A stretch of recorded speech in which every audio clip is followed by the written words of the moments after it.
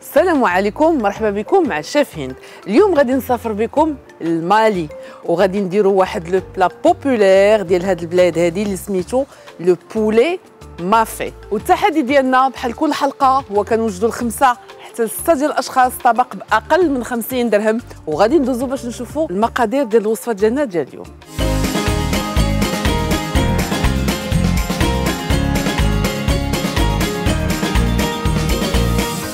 المقادير اللي غنحتاجوا ليها: دجاج، معجون طماطم، بصله، كاوكاو مقلي محمر ومفسخ، عندنا الثومه، خيزو، عندنا لو كولي دو طوماط هو مطيشه كنشريها وكنطحنها غير في الدار بدون مواد حافظه، عندنا زيت المائده، الملحه، الابزار، الفلفله حمراء، سكينجبير والخرقوم.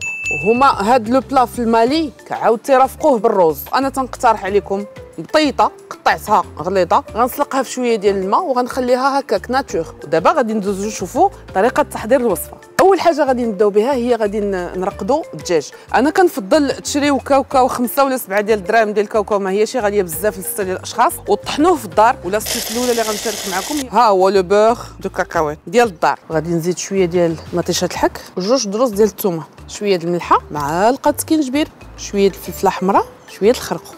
كنخلطوا هاد العناصر كلها مزيان باش عاد ندوزو نقليوه. بعد ما رقدنا الدجاج ديالنا غادي ندوزو نشوفوا طريقه التحضير، وفي نفس الوقت غادي نشعل على بطاطا حتى هي تسلق. غندير الزيت، غادي نزيد عليه خيزو مقطع، مطيشه. دابا غنزيد شويه ديال الماء فاش غيطيب الدجاج، وغنعاودو نتلاقاو باش نشوفوا التقديم النهائي ديال الطبق ديالنا اليوم.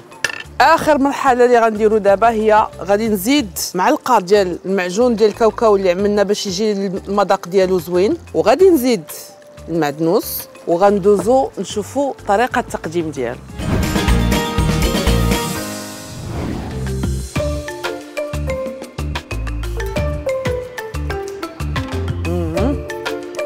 لو بولي مافي بالطريقه الماليه ولا الدجاج جا غزال ولذيذ، جا منسم وزوين بزاف. التحدي ديالنا بحال كل حلقه هو اننا خصنا نوجدوا الخمسه حتى لسته ديال الاشخاص طبق باقل من 50 درهم. كنعطيكم موعد وصفه جديده، وجهه جديده.